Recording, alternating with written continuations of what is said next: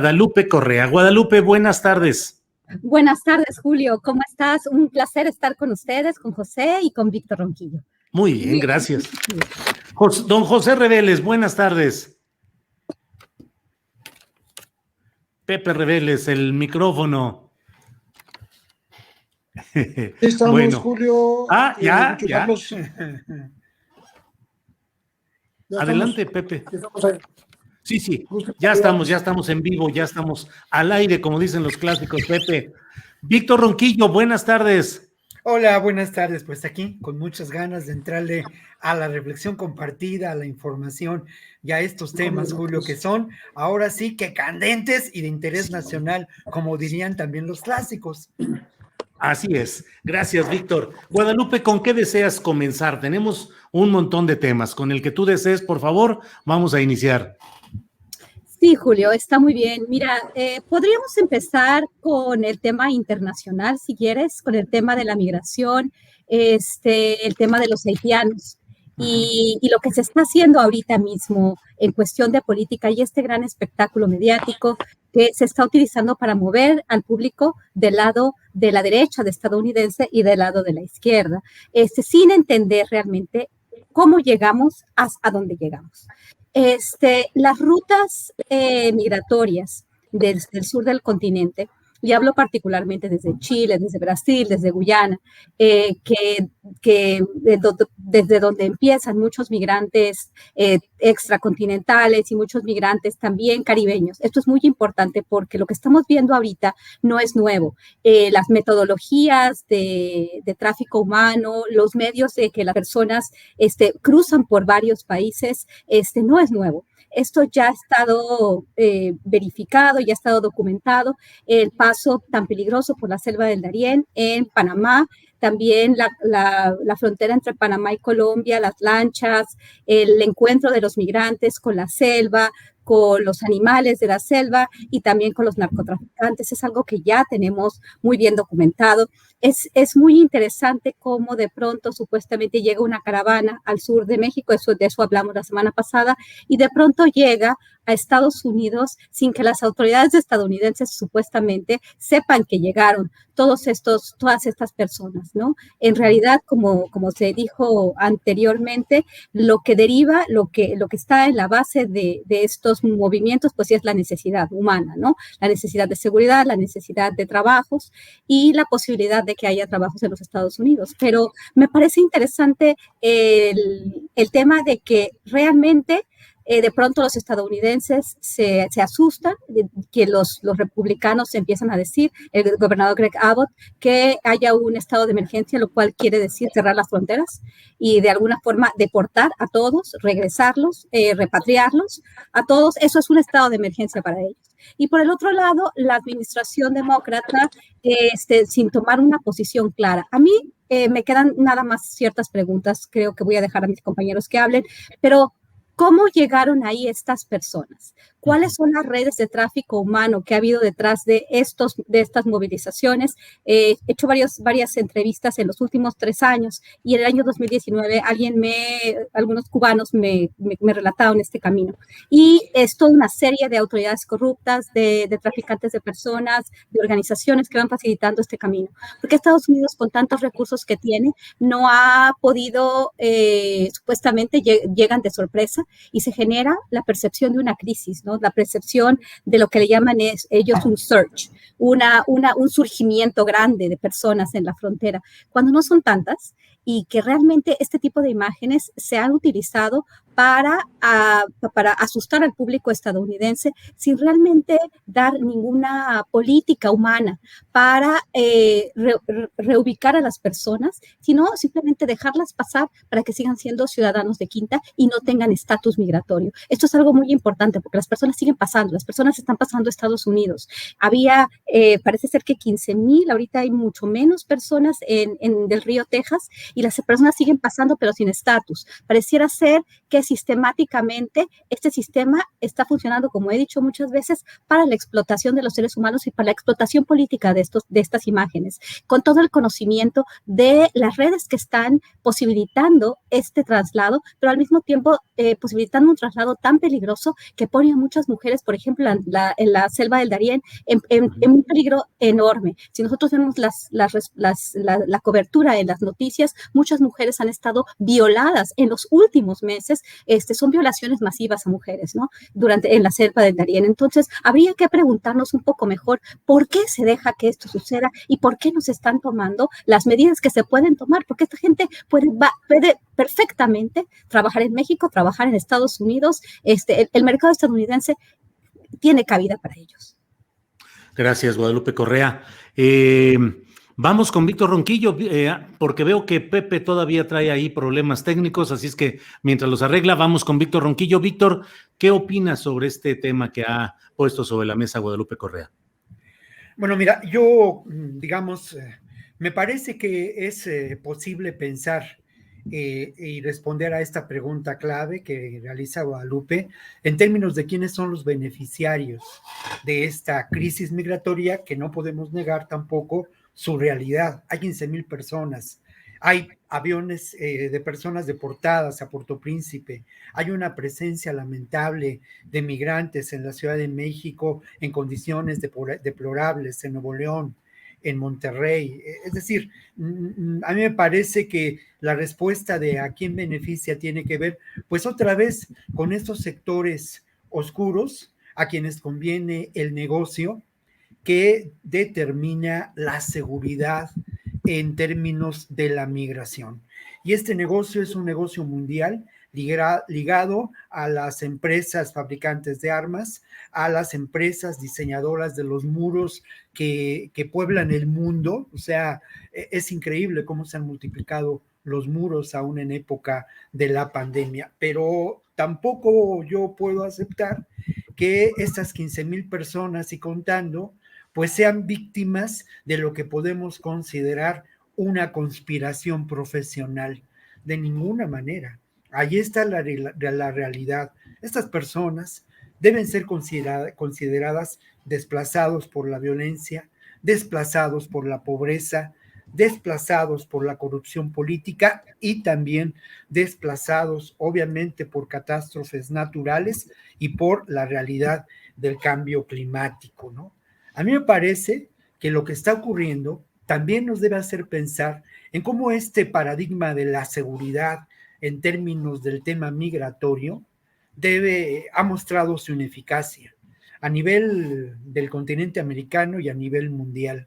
Esta es una evidencia de cómo las condiciones de los migrantes, cómo los flujos migratorios no se van a detener. Y hay que considerar al tema migratorio más allá del tema de la seguridad y más allá del tema económico. A mí me parece que tenemos que considerarlo como un elemento central del proceso civilizatorio. Todos venimos de algún lugar y esto ha transformado la realidad humana, política y social de esta civilización, que por otro lado, y eso es otro tema, pues se encuentra en crisis, ¿no? Sin duda. Pero un tema que me parece importantísimo también y aterrizando en la realidad es que definitivamente cuando decimos que el paradigma de seguridad se ha agotado, hay evidentes muestras de ello, y uno de ellos, y una muestra así palpable, cruda, pues es la ineficacia del Instituto Nacional de Migración y la ineficacia también de la tarea de seguridad emprendida por las Fuerzas Armadas de México en términos del tema migratorio. Este rubro es el rubro que en este momento ocupa uno de los principales lugares. La migración, el tema migratorio y la respuesta por parte del gobierno mexicano, más allá del discurso político de López Obrador, se ha militarizado. Y digo que se ha militarizado no solamente porque 19 de los 32 delegados del Instituto Nacional de Migración sean militares o tengan una historia de vínculos con la policía, ¿no? Y con y con la custodia en penales y historias bastante oscuras, ¿no? Sino lo digo porque al final de cuentas las decisiones que se han tomado en función de esto han procedido de manera grave y preocupante por parte de esta estrategia militar. Sorprende también el que en esos momentos Tapachula haya tenido un desahogo de migrantes y estos migrantes se encuentren ahora en el centro y en el norte del país, sobre todo los haitianos, ¿no?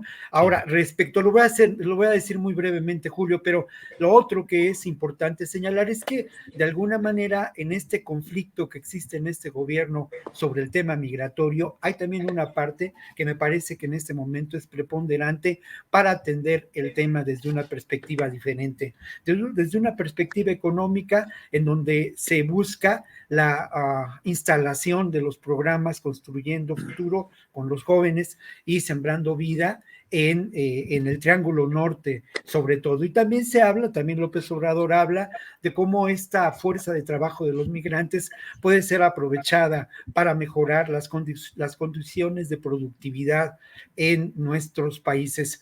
Esto es loable y esto me parece interesante, pero aún así me parece que el tema migratorio requiere de una visión mucho más profunda y una visión que no solamente debe estar limitada a lo económico. Los migrantes no migran solamente por razones económicas y razones de sobrevivencia. Hay tras ello, como lo decía, pues eso, un impulso amplio de visión del mundo y de una concepción de la realidad, pues, ¿cómo llamarlo? Renovada, ¿no?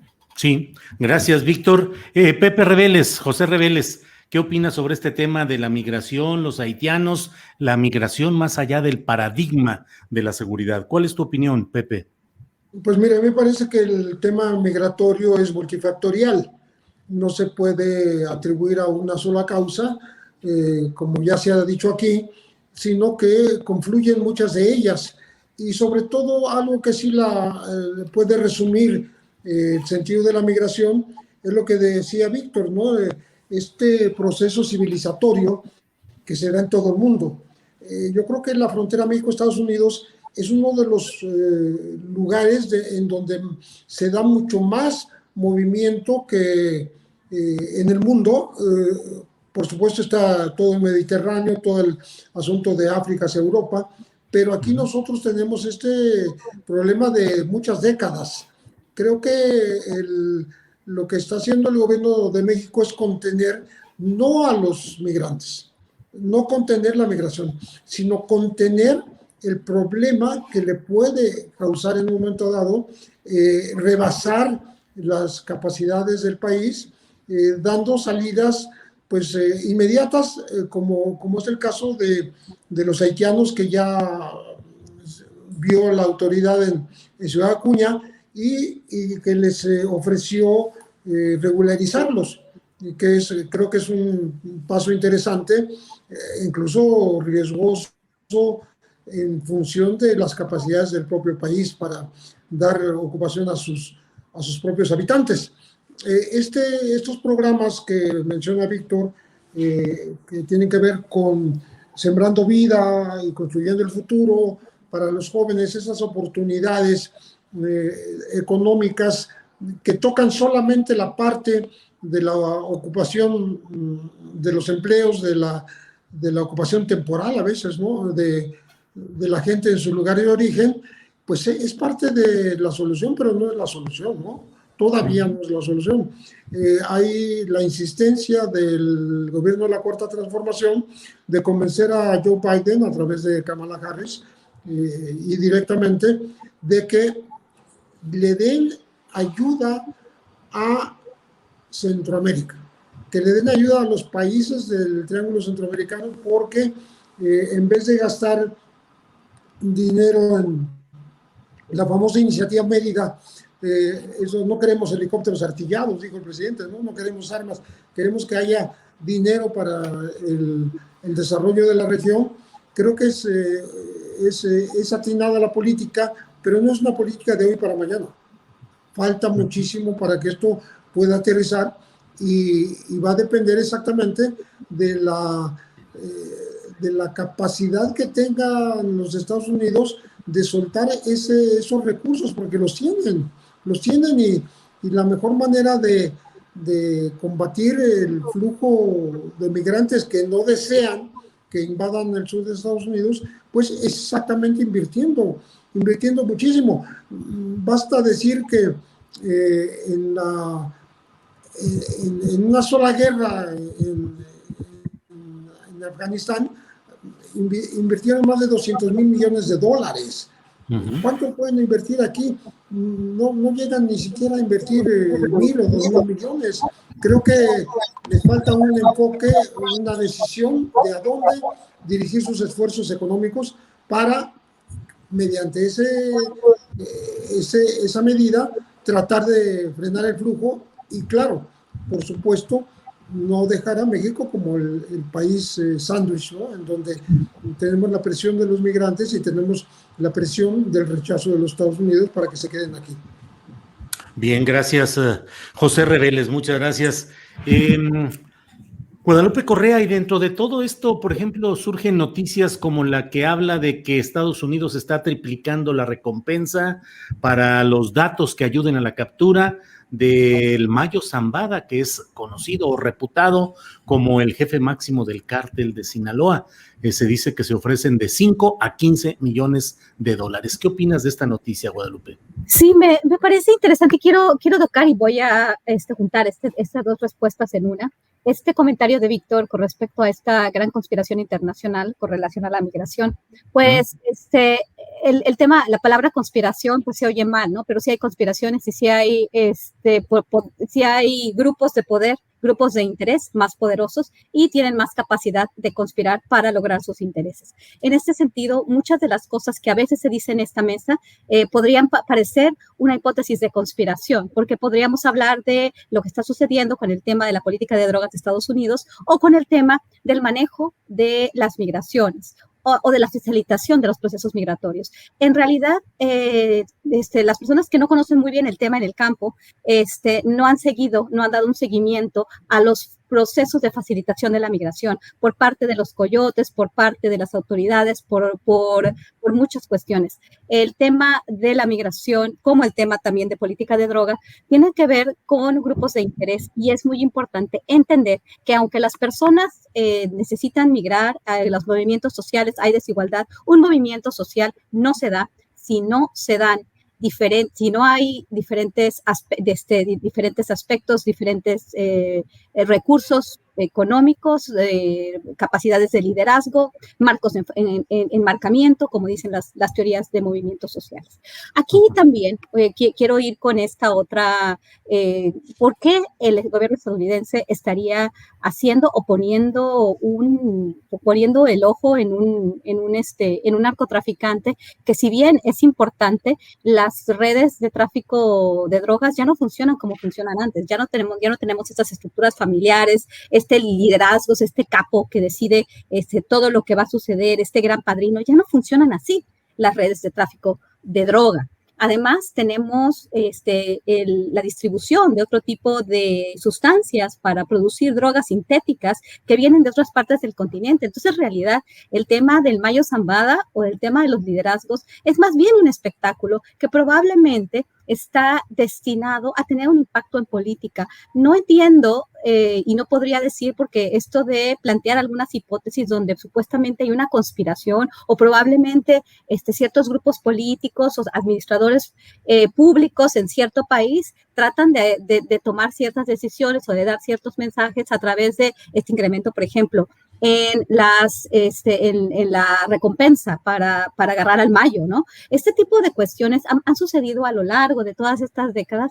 Esta narrativa, y aquí quiero volver al trabajo de Osvaldo Zavala, que los carteles no existen, tiene que ver más bien con esta narrativa, ¿no? Malo del Mayo, vamos a poner una recompensa porque tenemos que dar luz otra vez de lo malo que es el cartel de Sinaloa, y esto está muy relacionado a la percepción que tienen los estadounidenses de los carteles mexicanos y colombianos, ¿no? Uh-huh. Tiene que ver con los grandes capos, con el Chapo, con el Mayo, con el Mencho, y esto genera una percepción que luego vuelve a poner un tema en la mesa para que vuelva a haber negociaciones y para que se acerquen las autoridades de los países y tomen acciones antinarcóticos que muchas veces, y ya hemos visto lo que ha sucedido, han permitido que los Estados Unidos ejerzan un mayor control geoestratégico y geopolítico y que desafortunadamente los muertos, los que derivan de estas pugnas supuestamente entre los grupos del crimen organizado, pues seamos los países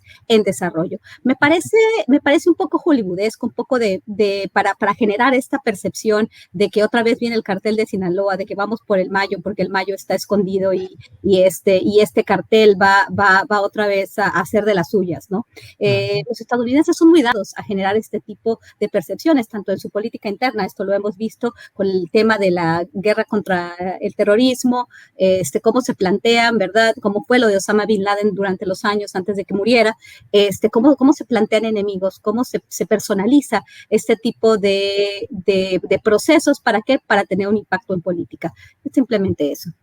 Gracias, Guadalupe. Víctor Ronquillo, triplica Estados Unidos la oferta de recompensa por el Mayo Zambada. Y no dejo de pensar, Víctor, y además de tus reflexiones sobre este tema, el hecho de que parte de la oposición al obradorismo asegura que hay una alianza política del gobierno federal con el cártel de Sinaloa y que eso ha permitido incluso la victoria en toda la zona del Pacífico. Y ahora Estados Unidos triplica la oferta económica para capturar al jefe de ese cártel. En fin, es solo un dato que pongo ahí, pero en general, ¿qué opinas, Víctor, sobre el nuevo monto de recompensa por el Mayo Zambada? Bueno, hay varios temas que se vinculan, ¿no? Uno de ellos tiene que ver, pues, con la respuesta, y lo voy a decir de un modo coloquial, pero ¿a quién beneficia calentar la frontera? ¿A qué intereses, a qué sectores, a qué grupos? Y esta respuesta tiene que ver también con lo que antes de esta crisis migratoria en la que hemos puesto los reflectores, discutíamos en esta mesa de trabajo. En esta mesa de trabajo discutíamos cuál era la relación que se planteaba en términos de seguridad entre México y Estados Unidos. ¿A dónde íbamos después de la guerra del narco o nos manteníamos en ella? La presencia, tú lo decías, Julio, en alguna nota, ¿no? Con ese humor, de pronto, esas salidas de final de párrafo que son muy gratas.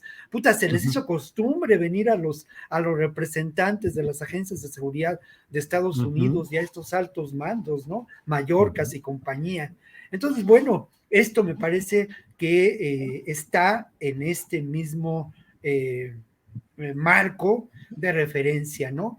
Y a ello hay que anotar algo que es muy importante. Y volveré a una frase, ya manida, pero certera. Estados Unidos no tiene amigos, tiene intereses. Y no hay duda de que la política exterior de Estados Unidos tiene como uno de sus elementos centrales de control geopolítico la securitización del continente americano, el control vía la seguridad. Y no hay duda tampoco, y lo hemos dicho hasta el cansancio, de que una de las bujías de la economía norteamericana sigue siendo la fabricación de armas y la industria, entre comillas, por llamarlo así, de la seguridad fronteriza. Los recursos en estas industrias, en estas empresas transnacionales son enormes y además vinculan a este grupo con el grupo político militar industrial, pero además con alianzas, por ejemplo, con el gobierno de Israel, por ejemplo, ¿no?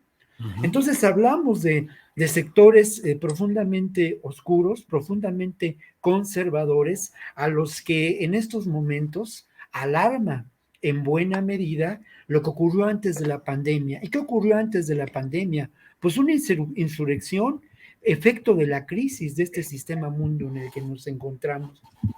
Parece que me he ido muy lejos, pero en el fondo de todo existe también este discurso propagandístico que aquí hemos puesto en tela de juicio a lo largo de varias semanas, con la presencia, pues, que yo extraño de Osvaldo, ¿no?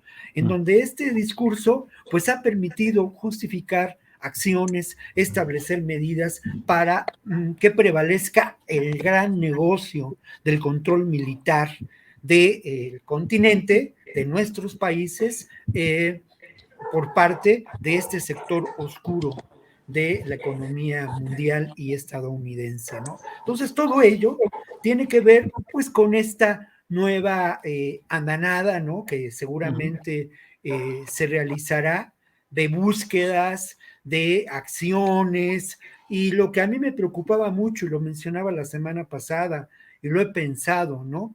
El tema de restar legitimidad a un gobierno como el de López Obrador, lo mismo, a qué intereses corresponde y a quién conviene, ¿no?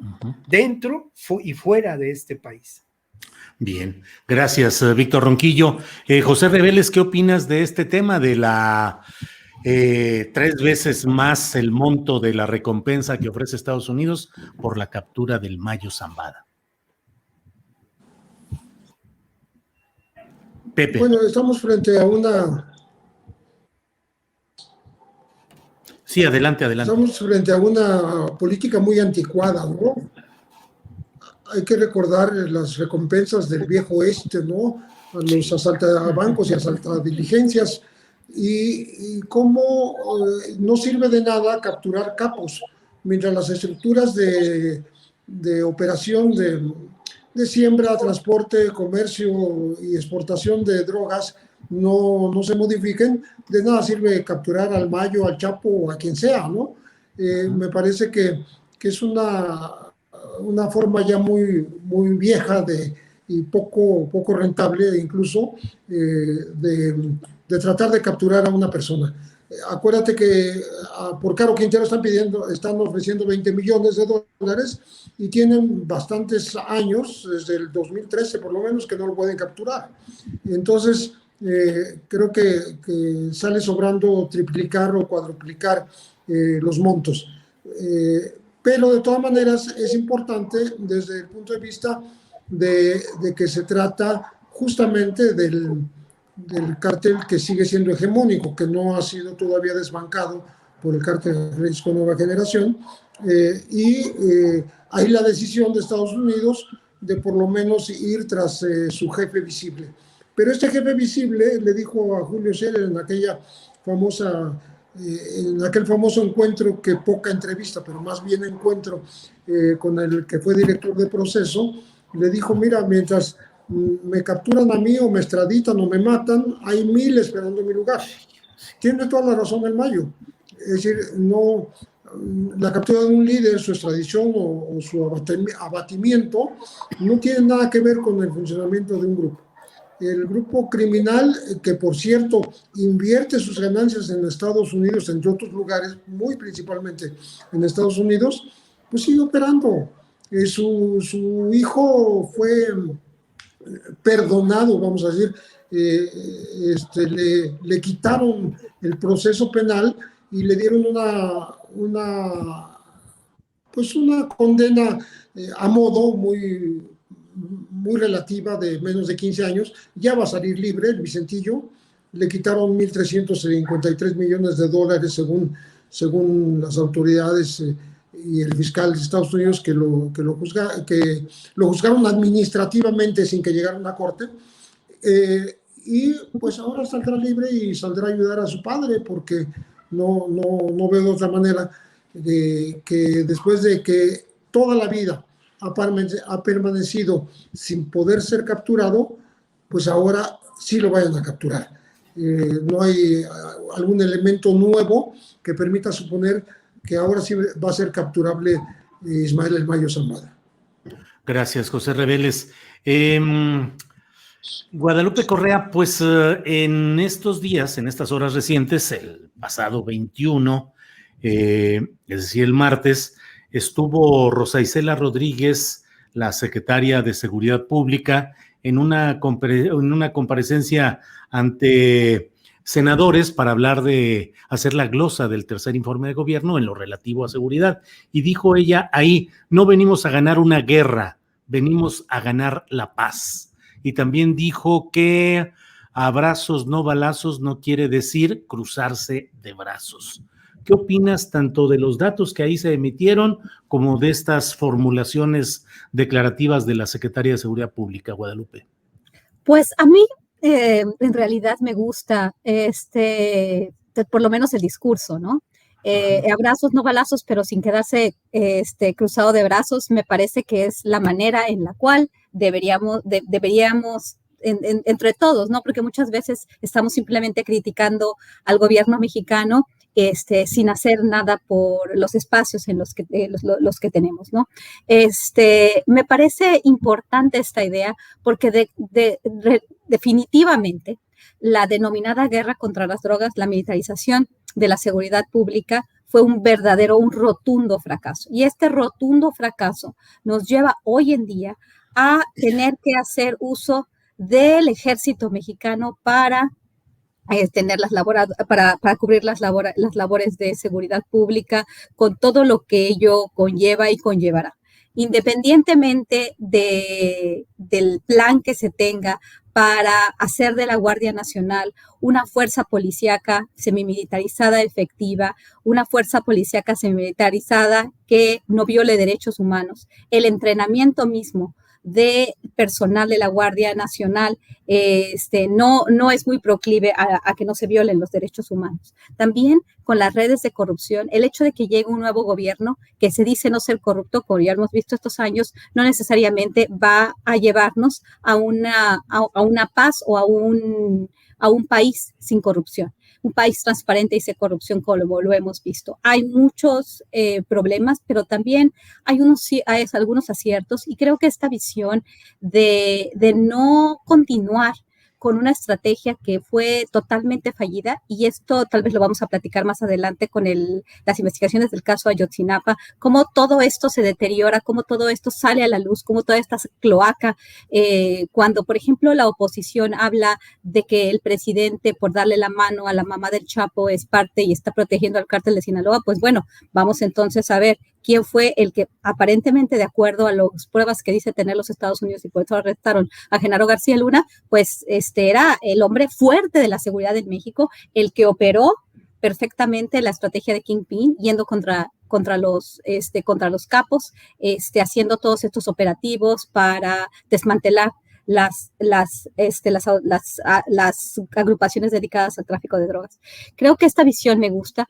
Los datos que se presentaron, una disminución en los primeros 8 meses del año de un poco más del 20% en los delitos de orden federal, pues parece un número interesante, pero estos números no nos dicen nada si no lo vemos en un contexto de más largo plazo. Aparentemente hay partes del país donde todavía hay mucho peligro, pero yo en lo personal, a pesar de todo el esfuerzo para presentar un gobierno que no tiene resultados, que yo misma he sido muy crítica sobre los resultados, sobre la violencia en algunas partes del país, sobre la capacidad que tienen las organizaciones criminales, y no hablo nada más de tráfico de drogas, hablo de huachicoleo, hablo de grupos paramilitares que están operando en diferentes partes del país. La visión parece ser la correcta y esperemos seguir en un camino de mayor disminución de estos crímenes, ¿no? A mí me gusta la visión, me gusta ver que hay ciertos resultados en algunas áreas. Creo que el trabajo es demasiado. El problema con la fiscalía todavía, la cuestión de la investigación judicial y la conexión con el sistema penitenciario, yo veo ahí 2 puntos muy, muy importantes donde simplemente la seguridad pública del día a día no se puede hacer justicia en el país, ¿no? Estamos hablando de hacer justicia, de investigar, estamos hablando también de llevar a término las investigaciones en el sistema penitenciario. Y por ahí creo que la falta de coordinación es absolutamente importante. Creo que las instituciones dedicadas a la procuración de justicia en el país tienen unas debilidades impresionantes. Esta falta de coordinación entre algunos gobiernos locales y estatales con el gobierno federal es abrumadora. El caso, por ejemplo, de Tamaulipas con la Federación, de Chihuahua, de otros estados que están gobernados por otros partidos que son distintos a Morena y que que en realidad desde el principio de esta administración ha habido un golpeteo muy importante. Bueno, esto se tiene también que subsanar de muchas maneras, ¿no? Hay muchos problemas, pero bueno, esta visión es interesante y esperemos que vayamos por buen camino. Guadalupe, muchas gracias. Invito a quienes nos están siguiendo en este programa para que nos acompañen luego de que termine esta mesa tan interesante, pero vamos a tener noticias muy importantes que están sucediendo y de las cuales nos va a rendir cuenta nuestra compañera Adriana Buentello. Pero además, a las 3:15 de la tarde vamos a hablar con Daniela Pastrana. Ella es periodista y directora de Pie de Página. Ya ve que en el foro sobre periodismo que se realizó en la Universidad de Guadalajara ayer miércoles, hubo solamente 3 mujeres entre 20 participantes y eso detonó una discusión que creo que es importante. El canal de televisión de la UDG me mandó una lista de 11 o 12 mujeres que dijeron que habían sido invitadas, mujeres periodistas relevantes, que habían sido invitadas y que no habían aceptado la invitación, habían declinado. Entonces, vamos a hablar con Daniela Pastrana porque yo pienso, estoy seguro, pondría la mano al fuego para decirle que hay muchísimas mujeres que pudieron haber participado en ese foro y la propia Daniela Pastrana ayer hizo una lista de 100 o 130, no sé cuántas personas, de mujeres que tienen una participación como periodistas, un criterio y un trabajo profesional muy interesante. En fin, le invito a quien nos está escuchando para que nos acompañe en esta otra etapa después de las 3 de la tarde. Víctor Ronquillo, sobre este tema del cual hemos hablado con Guadalupe Correa, relacionado con abrazos, no balazos, no quiere decir cruzarse de brazos. ¿Cómo ves todo ese enfoque que se ha reiterado por parte de la Secretaría de Seguridad? Mira, yo creo que, pues bueno, la estrategia existe, ¿no? Lo he mencionado aquí. Si hay una estrategia y hay una acción política para abatir la seguridad, que por otra parte hay que señalar que de acuerdo a datos dados a conocer ayer por el INEGI, es el problema que mayor preocupación despierta en los mexicanos, ¿no? Esto nos muestra que esta realidad ha sido vigente, esta preocupación ha estado vigente en los últimos años, yo diría décadas. Ahora, creo que precisamente me remito a lo que ha generado este grave problema de inseguridad en nuestro país, ¿no? Un grave problema de inseguridad en términos de seguridad pública que lamentablemente tiene que ver con un problema y una crisis sistémica. No hay la menor duda. El sistema está político mexicano, esta operación del Estado mexicano, pues está lamentablemente lacerado por la corrupción desde sus orígenes. De eso no hay la menor duda.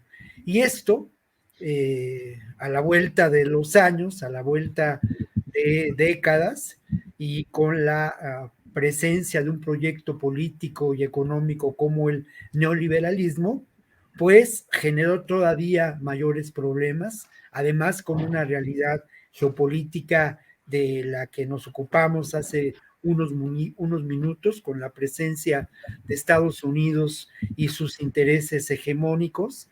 Bueno, esto generó una realidad de enorme conflictividad. A ello hay que anotar pues la presencia determinante, no solamente de grupos criminales aliados con el poder político, constituyendo, como yo lo he mencionado en algunas ocasiones, un suprapoder, sino toda una economía del delito que es francamente muy redituable, ¿no? Muy redituable. Entonces, la tarea para un gobierno que pretende aprovechar los recursos del Estado para enfrentar al grave problema de la inseguridad es enorme. Primero, había que responder de manera urgente, y eso constituyó pues la construcción de la Guardia Nacional, una respuesta inmediata con la que se buscó la disuasión y la creación de un grupo pues ligado en el fondo y ya definitivamente a las Fuerzas Armadas. Dejando de lado algo que es muy importante, ¿eh? ¿Qué pasa con las policías en este momento? Las policías ministeriales de los estados, que son atroces, las policías municipales, las policías estatales. Bueno, ahí hay un caldo de cultivo de corrupción que ha sido un problema muy serio y que se agravó a lo largo de este periodo del neoliberalismo, ¿no? Otro asunto que vale la pena mencionar es precisamente la grave descoordinación que existía después del foxismo entre las acciones de seguridad pública por parte del gobierno federal, como ya hemos visto, estableciendo vínculos con un sector del crimen organizado, encabezando en buena medida a ese sector, y los feudos de los gobiernos de los estados que se constituyeron en ese entonces, ¿no? Ahí también, en la medida de sus posibilidades, de sus recursos políticos, se ha buscado una coordinación a nivel estatal. Mira, yo no sé la eficacia o no, en términos reales, de esa coordinación, pero no hay duda de que los datos que se han presentado a lo largo, pues ya un par de años o 3 años en la mañanera, dejan ver que aún en momentos de enorme calor político y de conflicto, como ocurrió con Chihuahua y como ocurrió con Tamaulipas, estos datos han resultado. Se ha diseñado también una estrategia que abarca pues una realidad que no podemos negar: 50 municipios estratégicos. ¿Qué quiere decir? 50 municipios en donde lamentablemente el crimen, la economía del delito priva. Muchos de ellos ubicados en las fronteras. No voy a insistir en lo que ya hemos mencionado, esta geografía del delito en nuestro país y del poder, del suprapoder, ¿no? Sí. Que se encuentra, pero no hay duda de que esto es otro elemento. Y por otra parte, sí, ya con eso concluyo, 2 elementos, ¿no? La acción de la Unidad de Inteligencia Financiera, las demandas internacionales formuladas en contra de los fabricantes de armas en Boston, y una demanda reciente que es por demás interesante en Miami en contra de los negocios turbios de García Luna y toda su red para el lavado de dinero, además que operó todavía más allá de su propia gestión como secretario de Seguridad Pública, ¿no? Y luego lo otro, que no es menos importante, que tiene que ver pues con la política social, que con muchas limitaciones, pero con una perspectiva de verdadero proyecto político, a mí me parece, de atención a los grupos más desfavorecidos, se lleva a cabo, Julio. Claro, muy bien, Víctor, gracias. José Reveles, sobre esta expresión de la secretaria de Seguridad, Rosa Isela Rodríguez, de abrazos, no balazos, no quiere decir cruzarse de brazos, y la otra frase de que viene a ganar no la guerra, sino la paz. ¿Qué opinas, Pepe? Mira, me quedo con no ganar la guerra, sino la paz, porque finalmente es como el epitafio al paradigma punitivo, a la confrontación bélica en las calles entre las autoridades y la delincuencia. Creo que eso es bueno, pero que todavía no pega en la percepción de los mexicanos, porque quiero juntar, como ya lo hizo Víctor hace un momento, la información de la comparecencia de Rosa Isela como secretaria de Seguridad Pública Federal y los resultados de la encuesta nacional de victimización y percepción sobre la seguridad pública, la ENVIPE, en donde dice que el 58.9% de la población superior a los 18 años sigue considerando como problema número 1 la inseguridad. Es decir, llevamos varios sexenios de que esto no se mueve. No hay alguien que haya logrado hacer bajar esta percepción, y creo que es algo preocupante. Y lo que decía Guadalupe, no es nada más la cuestión de la seguridad callejera o la seguridad en general, sino el hacer justicia. La gente está esperando lograr justicia. Y ahí viene otra cifra muy interesante, el 93.3 de cifra negra de denuncia de delitos. Es decir, no hay justicia porque el sistema está totalmente pervertido, pero tampoco hay denuncia porque ese sistema está mal. Entonces, la gente no denuncia, la autoridad no investiga de oficio, ¿no? Entonces estamos hablando de una cifra negra que sigue siendo muy alta, 93.3 de no denuncia, lo que nos lleva a concluir que estamos lejos todavía de pues lo que sería deseable, ¿no? Un país con más seguridad, un país con más justicia por consecuencia, ¿no? Y esto le daría toda la razón exactamente a los abrazos y no los balazos, ¿no? Porque ¿por qué te cruzas de brazos como gobierno?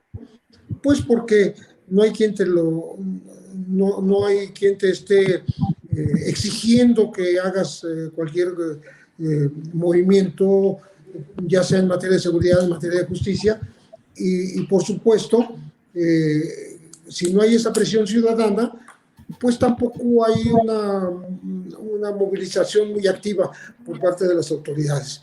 Creo que aquí la ciudadanía tiene muchísimo que ver, muchísimo, y basado en la encuesta del ENVIPE, creo que falta más participación, más exigencia, más colaboración misma de la ciudadanía en la construcción de un futuro que sea en paz, que sea con justicia. Gracias, José. Bueno, pues Guadalupe Correa, tocamos el tema del cual ya pasaste un poquito, lo comentaste en anterior intervención. Pues Ayotzinapa, 7 años después, ¿cómo lo ves, Guadalupe? Ay, es un tema que parece no tener fin. Y yo, después, el 26 de septiembre de este año se cumplen 7 años de esta tragedia en muchos sentidos, como tal, y todas las investigaciones, esta creación de la verdad histórica que de manera muy desafortunada, pero también afortunada, unió a la sociedad civil mexicana para gritar que fue el Estado para estar en contra de esta verdad histórica que nos querían imponer, cuando sabíamos que las cosas no habían sido así, cuando sabíamos que había muchos más involucrados, muchos actores del Estado mexicano en sus distintos niveles. Y bueno, desafortunadamente, todo lo que quedó de esa administración de Enrique Peña Nieto se utilizó en seguir tratando de ocultar las evidencias, en seguir tratando de defender a como diera lugar esa verdad histórica, aunque aparentemente se había desterrado el término, ¿no? Es un tema tan terrible. En el año 2018, el presidente de México pues anuncia que se va a crear esta Comisión de la Verdad, una fiscalía especializada para la investigación de lo que sucedió en Ayotzinapa.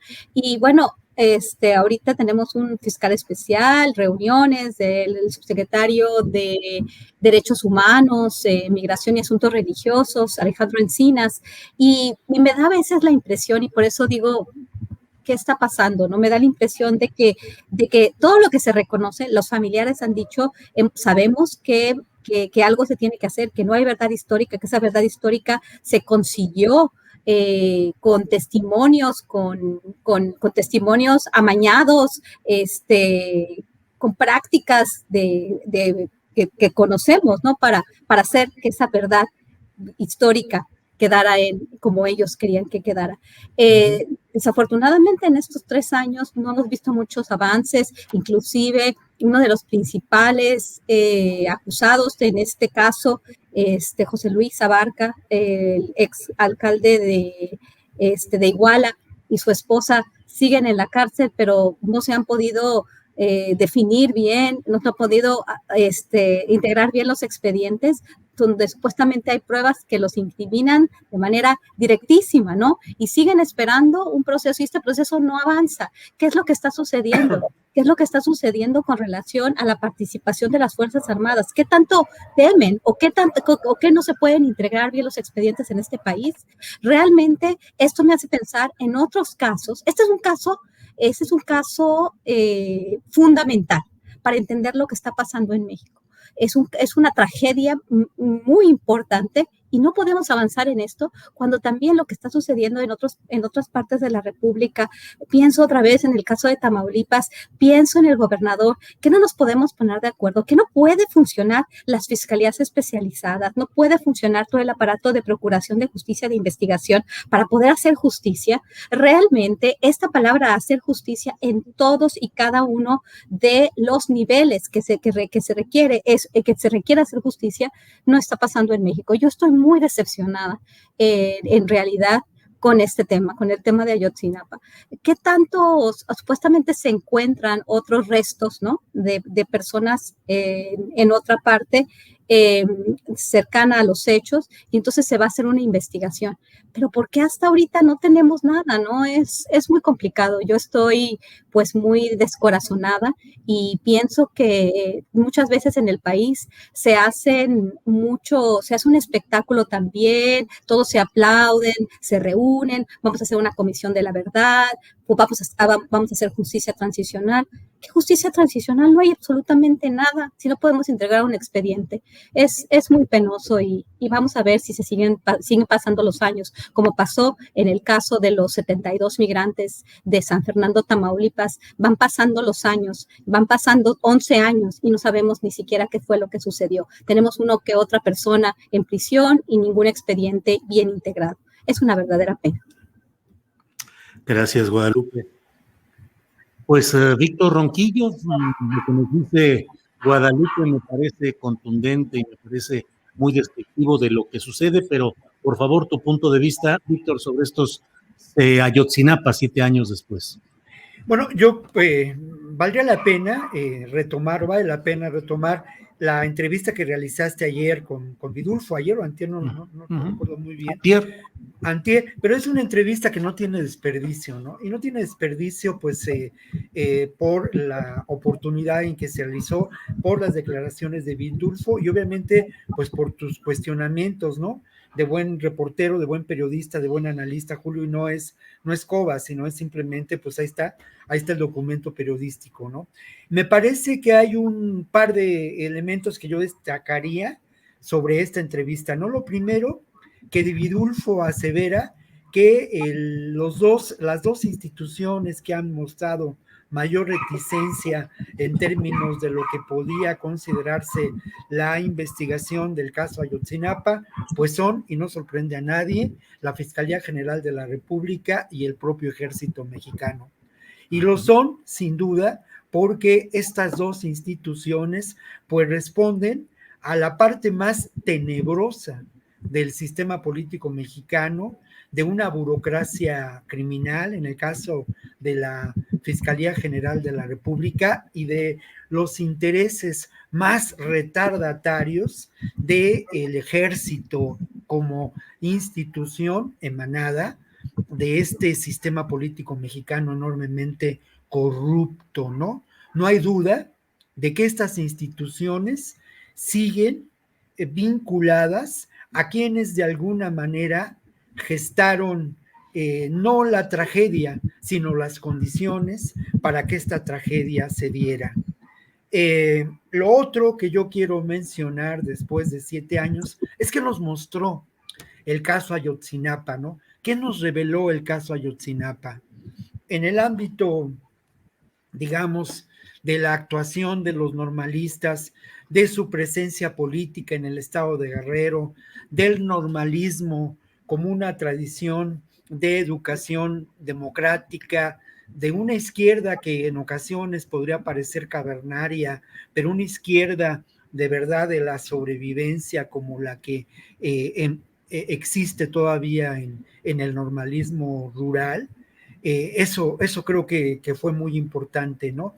Este proceso lo que nos enseñó fue la existencia de este normalismo rural, que por cierto, y ahí viene la segunda parte, bueno, su actuación política en el estado de Guerrero se había significado de tal manera en favor de muchas causas justas que ya se la tenían prometida, ¿no? Ya los tenían bajo la mira los sectores más conservadores de ese estado de Guerrero que hoy prevalecen. ¿Qué sectores?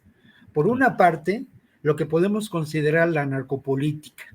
Creo que no hay otro término para definirlo. Por otro lado, el caciquismo, vinculado también a la narcopolítica. Y por otro lado, los integrantes de lo que podemos considerar las instituciones de seguridad y de las decisiones políticas. Todo este suprapoder. El caso de Abarca y de María de los Ángeles Pineda también es demostrativo de la crisis del sistema político mexicano y la crisis ejemplificada de manera muy contundente en el Partido de la Revolución Democrática de esos años. Hay información que nunca fue desmentida de cómo Abarca compró su candidatura a quien ocupaba la presidencia del Partido de la Revolución Democrática en esos años. Por otra parte, había sido a lo largo y uno revisa el expediente, el grueso expediente del informe de la CNDH, y había sido denunciado pues meses, años antes, esta vinculación y este involucramiento de Abarca y de su mujer con el cártel de Guerreros Unidos. Y uno se pregunta, ¿por qué si fue denunciado en lo que entonces correspondería a la instancia del Consejo de Seguridad del Estado de Guerrero, por qué no se actuó? Pues no se actuó por negligencia, por omisión o por una evidente complicidad. No hay duda de que este crimen fue un crimen de Estado porque involucró a instancias claves en la operación del Estado en términos de seguridad, como el ejército y muchas instituciones como las policías municipales, las policías estatales, las policías municipales y la policía estatal y la policía ministerial estatal, los de la secreta, para decirlo de otro modo, involucrados no solamente en la desaparición de los 43 que nos siguen faltando, sino involucrados en el tráfico de drogas, con el gran negocio del tráfico de heroína, de acuerdo a la hipótesis que uno puede considerar. Lo último, Julio, que es parte también de la entrevista que realizaste con Vidulfo, pues tiene que ver con una información pues lamentable pero real, ¿no? Hay información, y Vidulfo la dio a conocer de manera clara, de que las víctimas de esta desaparición fueron separadas en grupo y luego pues lamentablemente fueron asesinadas, y al parecer pues bueno, luego fueron, y esto ya no corresponde a la entrevista, es una información que se dio a conocer en diferentes medios, fueron cremadas en diferentes lugares. Ojalá y no fuera así, y ojalá los 43 estudiantes o los sobrevivientes de esta tragedia pues estuvieran en campos de trabajo forzado, ¿no? O aparecieran. Lamentablemente esto parece muy remoto, Julio. Víctor, muchas gracias. Son las 3 de la tarde con 2 minutos. Estamos ya en la parte final de esta mesa. Recuerde que a las 3 con 15 minutos vamos a entrevistar a Daniela Pastrana acerca de si hay o no hay suficientes mujeres periodistas para participar en foros sobre periodismo como el que se acaba de realizar en la Universidad de Guadalajara. Pero bueno, José Reveles, por favor, ya para cerrar esta mesa, danos tu opinión sobre este tema, Ayotzinapa a 7 años. Sí, muy brevemente. Me parece que el avance o la línea que está tomando la investigación es esta última que mencionaba Víctor, respecto de que fueron liquidados de manera muy violenta, cremados posiblemente los jóvenes normalistas en varios sitios y no en el basurero Cocula, como lo sostenía la Procuraduría General de la República en tiempos de Jesús Murillo. Claro que no sabemos aún si ellos lo ignoraban o si se les hizo fácil concentrar toda el peso de este crimen colectivo, que en ese caso sería no una desaparición colectiva, sino un crimen colectivo, en un solo sitio, que era el basurero de Cocula, cosa improbable desde el punto de vista científico. Lo que se corroboró también en estas últimas horas es que la autoridad anterior, con tal de sostener esta verdad histórica, consintió en sembrar restos en el río San Juan. No fue una omisión, fue una comisión. Fue una orden de hacerlo, como fue una orden torturar a los tres principales detenidos al principio, al Chereje, al Pato y al Yona, para hacerlos decir lo que comulgara, lo que coincidiera con esa verdad oficial.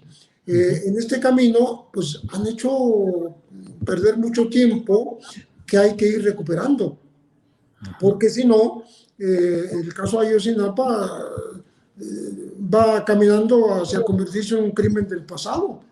Entonces, ya son 7 años, y yo creo que urge dar respuesta a los familiares. Los familiares tienen confianza en el gobierno. Creo que esto tiene que ver con el hecho de que participan en las investigaciones. Cualquier avance, cualquier dificultad, cualquier movimiento de la Fiscalía Especial creada a inicios del actual gobierno, se les comunica, se les consulta, se discute. No se hace nada a espaldas de los familiares, lo cual me parece que es una ganancia y es una forma de avanzar. Y en efecto, como decía Víctor Ronquillo, pues los militares tienen que ver muchísimo con lo que ahí ocurrió, si no por comisión, sí por omisión. Como dice el documental de Temoris Greco, mirar, morir, parece que los militares se limitaron a mirar, a observar y todo. Bueno, si eso fue así, si no actuaron de manera física, presencial, si no cometieron delitos o ayudaron a cometerlos ellos personalmente, algunos de estos militares, por lo menos tienen toda la información. Toda la información. Tenían el dominio del C4, tenían informantes en las calles, los famosos GISES, grupos de información de zona, tenían estos bloques de información compuestos por gente especializada en inteligencia. Entonces, esa información está ahí y no vemos que fluya. Yo creo que la Secretaría de la Defensa Nacional está en la coyuntura y en la oportunidad histórica de demostrar que no encubre crímenes de sus pares que hayan sido cometidos incluso recientemente, y que se aporte toda esta información para que avance realmente la investigación, porque se ha avanzado a base de declaraciones de testigos que han sido beneficiados, a base de terceros informantes, etcétera, pero partimos del hecho de este gobierno, de este narcogobierno que había en Iguala, en donde desde que llegaron los Abarca, que están unidos familiarmente incluso con la delincuencia organizada de la zona, y de alguna manera compraron su candidatura. Bueno, pues está esta narcopolítica, pero también está la presencia de los militares que ponían a los jefes de seguridad de todos los municipios. Claro. Eso que no se olvide, porque ahí hay un actuar muy específico que debe investigarse a fondo, y creo que es la única manera de avanzar. Urge avanzar en el tema de los 43. Urge avanzar. Pues José Reveles, muchas gracias. Gracias a los 3 participantes de esta siempre extraordinaria mesa sobre temas de seguridad. Guadalupe Correa, muchas gracias. Buenas tardes. Buenas tardes, Julio. Un placer, como siempre, estar aquí y les mando un saludo a todos ustedes, a ti, a Víctor y a José. Que tengan una muy bonita tarde y nos vemos el próximo jueves. Hasta luego. Gracias, Guadalupe. Víctor Ronquillo, gracias y buenas tardes. Pues siempre muy grato, Julio, porque al final de cuentas, en este espacio uno puede atreverse a decir muchas cosas que lamentablemente en muchos otros espacios no es posible, ¿eh? Mira, el asunto de la libertad de expresión, de la libertad de prensa que se discutió ayer en la Universidad de Guadalajara, tiene que ver, la verdad, y yo quiero rematar con ello, no tanto con la censura que puede ejercer el Estado mexicano, sino que con la censura determinada por los intereses económicos y políticos de los grandes consorcios de información que existen todavía en nuestro país, y en donde pues los de la última fila somos los periodistas que vivimos en condiciones cada vez más precarias, Julio. Gracias, Víctor Ronquillo. José Reveles, buenas tardes y muchas gracias. Gracias por la invitación y gracias por compartir a Guadalupe y a Víctor. Un abrazo. Gracias a los tres, nos vemos.